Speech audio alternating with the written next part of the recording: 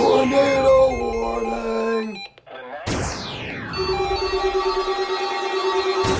First alert, WX-167.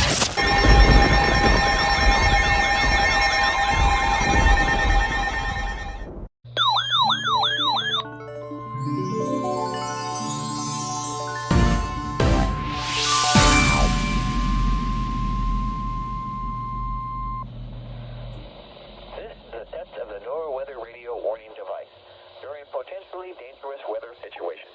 Specially built receivers are automatically activated to warn of impending hazards. Tests of these receivers are normally conducted by the National Weather Service every Wednesday between 11 a.m. and noon. When there is a threat of or severe weather in the area on Wednesday, the test is postponed until the next good weather day.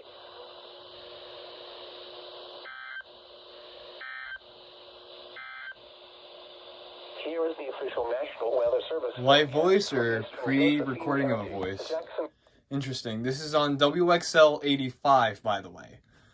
Anyways, yeah, that is today's weekly test. And yeah, that's it.